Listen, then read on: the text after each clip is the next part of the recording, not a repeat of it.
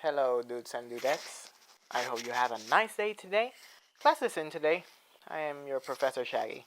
Today's class will be a different one since this video is a request from a subscriber that has watched most of my videos and is dear to me.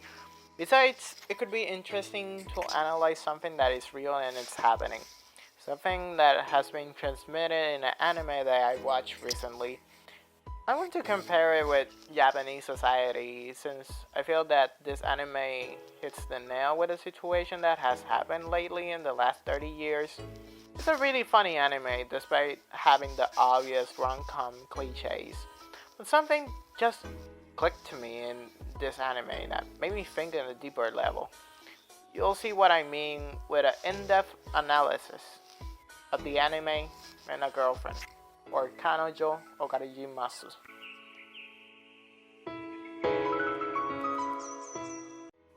To enter in context, let's suppose something. Let's suppose that you're entering in the door of young adulthood, that almost having your early 20s at most, and continue on until your age number 27. What do you think mostly of in this time? Well, most of the times you would think of having fun, being in parties, or playing all day and editing videos.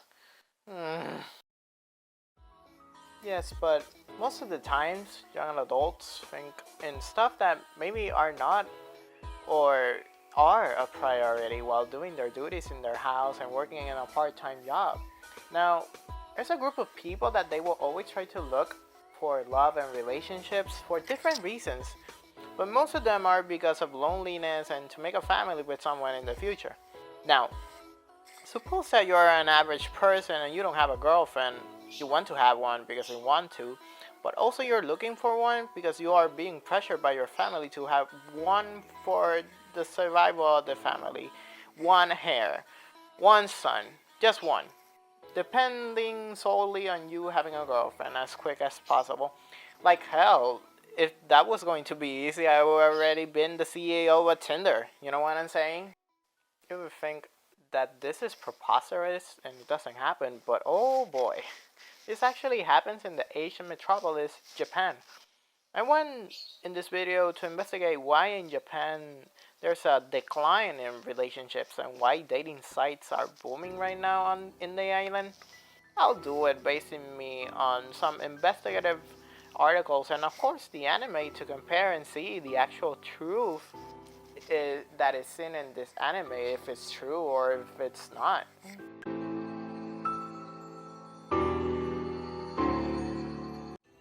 Rent a Girlfriend is a shonen manga first published in the 17th of July of 2017 and it's still being written by its creator Reiji Miyajima, that, well, was one of the multiple anime that were going to be adapted into an animation thanks to Crunchyroll. This adaptation started emitting on the 11th of July of 2020 and it's still making a second season for the foreseeable future. The plot is really simple, to be honest. It's about a 20-year-old Kazuya Kinoshita, a university first year that in the moment of studying, he got a girlfriend that, despite being a cute and sexy woman, she broke up with him in just 1 month. That's really harsh if you ask me. No harm, no foul, I guess. While suffering the heartache, Kinoshita decided to use a dating app to rent a girlfriend that could make any type of thing that, well, girlfriends do in their first dates, like going to the amusement parks or making her laugh at bad jokes and even the style of girlfriend you want to see in the person. While checking out this catalog, he discovers that the best of these girlfriends is called Chizuru Mizuhara because she received good reviews because overall she was good with helping to relieve the stress of being heartbroken. So he made a date with her and this turned for the worse since he knew of the fakeness of this business. And well, he made a bad review out of spite of this. So she reclaimed her about this and oh, coincidence of life. Kazuya's grandmother sees her as if she was Kazuya's real girlfriend. And so the story is surrounded in how Kazuya can have a real girlfriend and drop the big lie that he may saying that Shizuru is the real girlfriend of him. How simple, right? I could have said that if it wasn't for something that was strange to me, something that was interesting, and it was the fact that Kazuya actually has the characteristics of an incel, or involuntary celibate, or in an Asian manner, this is called a herbivore because of the fact that he is part of a big group of Japanese people that don't participate in having relationships because of distant reasons. Or better said, they don't pay attention to this aspect of life. Most of them, their ages range from having 18 to almost having 35 years of age, with the majority being males and females. With my inner curiosity, I asked myself, can this anime is actually portraying the reality of Japan's actual youth? With slight investigation, I can tell you the reasons of why these herbivores exist.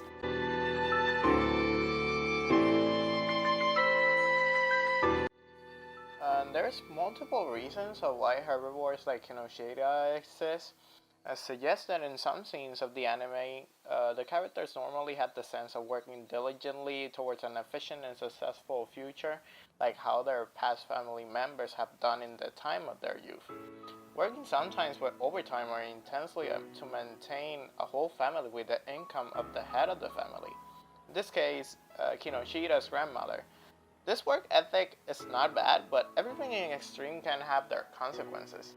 As Raconteur may suggest that besides of the obvious consequences of dying from actual overwork in jobs that sometimes have no pay for overtime, it also decreases the percentage of births and deaths are much more noticeable over the years.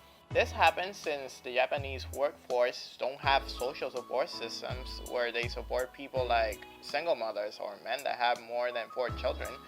Logically, over the years, people knowing this insecurity of raising the family while being a part of the workforce, in Japan they decided to just stop looking for dates whatsoever, consequently decreasing sexual productivity among the Japanese country.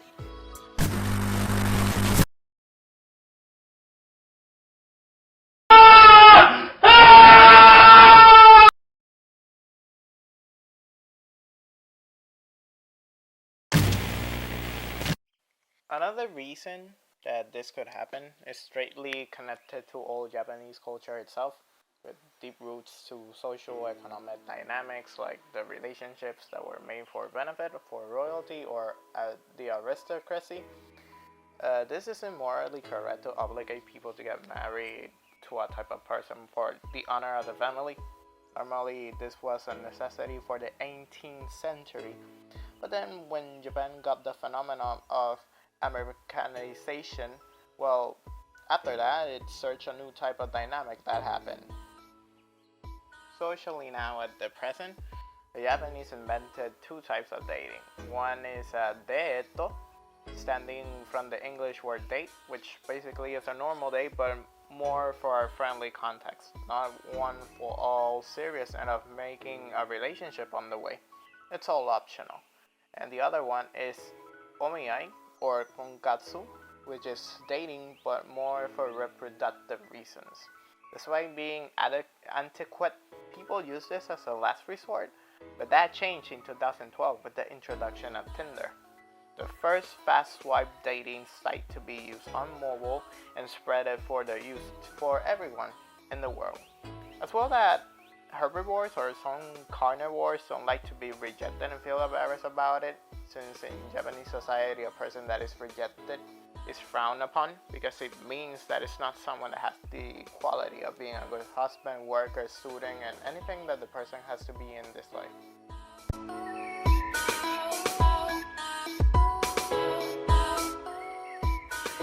2012. It's overall a good year with lots of good songs and art rising up in the atmosphere. People were more engaging with their peers around them, but little by little, a new type of environment was being born. The Tinders. People that were using dating apps to meet their new friends, relationships, and other types of acquaintances online.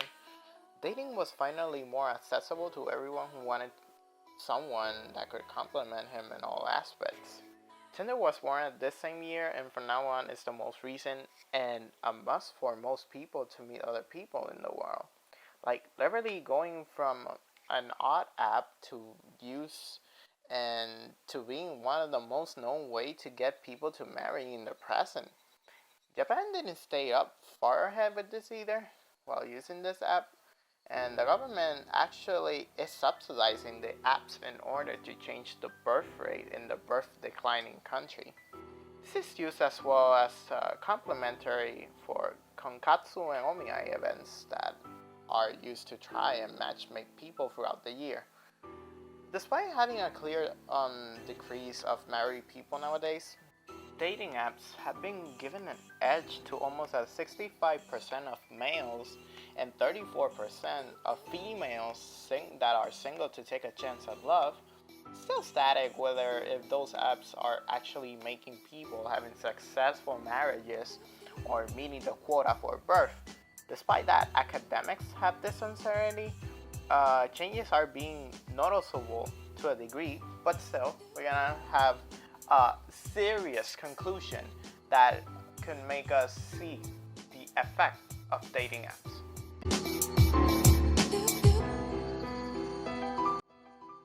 Throughout the anime, I can conclude something with Kazuya Kinoshita, and it's that he can represent clearly of being one member of the Yutori generation, someone that is struggling with the actual society and peer pressure of trying to look for a girlfriend. Someone entrapped in an expectation that everyone should meet. Some have already done this easily because of their aptitude, while some already give up in the deed altogether. He is someone that doesn't have confidence to manage, and it's not entirely his fault.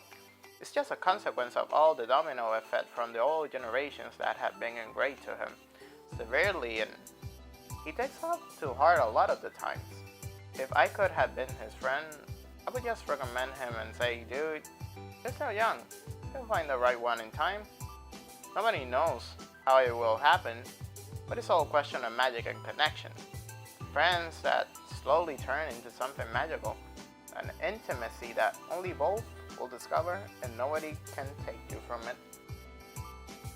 And well, hey people, we finally finished the analysis, yay! This was a really odd request from a subscriber that is watching all of my videos, and she wanted to make me rationalize about this rom-com, which sometimes I'm not a lover of all rom-coms, but at least it made me a lot of perspective. It gave me a lot of perspective to think about, you know. And I could just say that I investigated the best that I can and make it into a digestible video, you know. But yeah, I think that would be all. Hit the like button, subscribe, hit the bell for notifications. If you want more or some other type of analysis for the channel, please comment. And that would be all for class. I am your Professor Shaggy, dispatching all of you. Shaggy out.